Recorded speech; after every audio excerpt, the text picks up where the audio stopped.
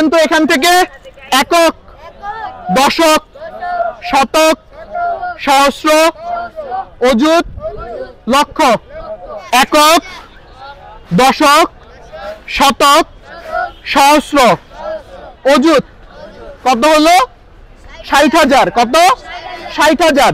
এই যাত্রাটা আসলে শুরু ২০১৫ সালের ডিসেম্বর মাসে শাকির ইব্রাহিম মাটি ভাইয়ের মাধ্যমে পথের স্কুলের যাত্রা শুরু হয়।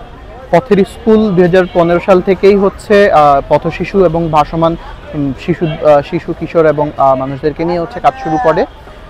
আমরা হচ্ছে এই শাকির মাটি ভাই ২০১৫ সাল থেকে ওনার শিক্ষা জীবনের ওই মুহূর্তটাকেই উনি এই গুলিস্তান ও আশেপাশের ভাসমান মানুষদেরকে নিয়ে কাজ শুরু করেন এবং পরবর্তীতে ধীরে ধীরে হচ্ছে আমরা পথের স্কুল আজকে গুলিস্তানের পথ শিশুদেরকে নিয়ে এবং বাংলাদেশের বিভিন্ন জেলার সুবিধাবঞ্চিত শিশুদেরকে নিয়ে কাজ করার সুযোগ হয়েছে।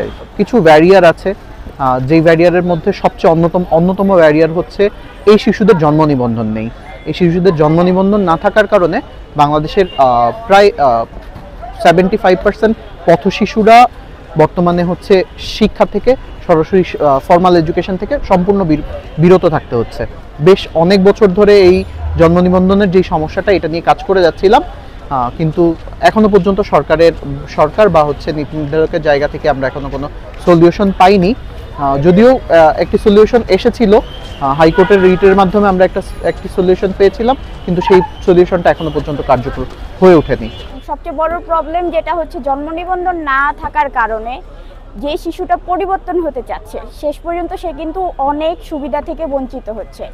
একটা শিশু সে যদি পড়াশোনায় ভালো হয়, তাহলে আমি যদি তাকে মানে ফর্মাল এডুকেশনে দিতে চাই, সবচেয়ে বড় বাধা যেটা হয় তার জন্ম নিবন্ধন নেই, তার বাবা মারও জন্ম নিবন্ধন নেই, ন্যাশনাল আইডি কার্ড নেই। যেহেতু জন্ম নিবন্ধন নেই, ওরা ন্যাশনাল আইডি কার্ড করতে পারে না, সেক্ষেত্রে দেখা যায় একটা শিশুকে আমরা স্কুলে ভর্তি করতে পারতেছি না। তার চেয়েও ভয়ঙ্কর বিষয় হচ্ছে যে গত বছর আমাদেরই একজন শিক্ষার্থী, যাকে আমরা হচ্ছে মৃত্যুর পরে আজিমপুরে নিয়ে যাই, তো ওইখানে ওরে কবর দিতে পারিনি, কারণ হচ্ছে ওর জন্ম নিবন্ধন নাই, ন্যাশনাল আইডি কার্ড নেই। এবং এই ধরনের ফ্যামিলিগুলোতে যেটা হয়, কারোরই ন্যাশনাল আইডি কার্ড থাকে না, কারোই জন্ম নিবন্ধন থাকে না, এবং সেই ছেলেটাকে নিয়ে রাত ৯টা থেকে ভোর ৪টা পর্যন্ত আমরা বিভিন্ন কবরস্থানে ঘুরেছি একটা মৃত লাশ নিয়ে। তাছাড়া মানে ওই শিশুকে তো আমরা হচ্ছে কবরস্থানে রাখতে পারি নাই, ওর দাফন হয় নাই।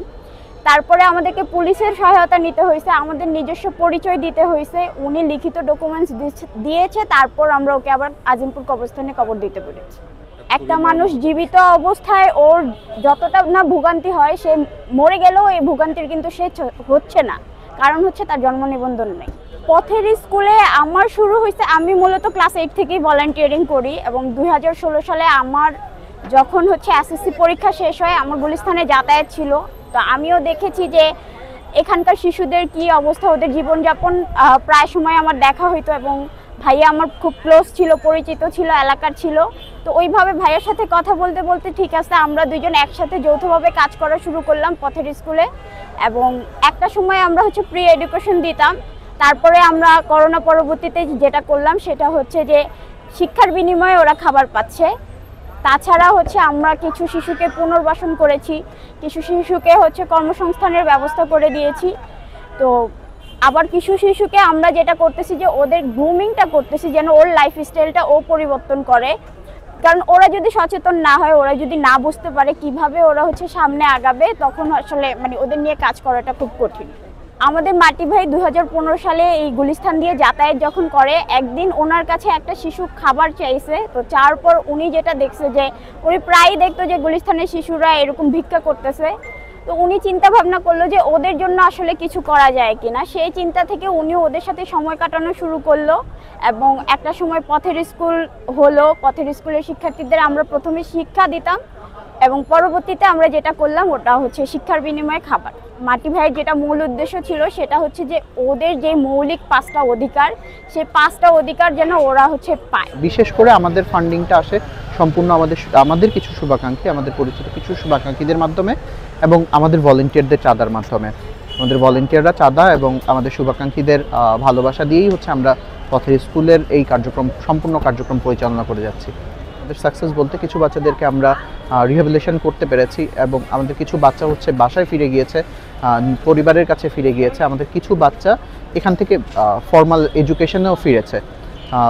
এর মাধ্যমে আমরা চেষ্টা করে যাচ্ছি 2015 সাল থেকে আমরা এখনও চেষ্টা করে যাচ্ছি আমরা এই যারা রাস্তায় আছে এই শিশুদেরকে নিয়ে আমরা একটা বেটার ফিউচার তাদেরকে দিতে পারার চেষ্টা করে যাচ্ছি আর কি।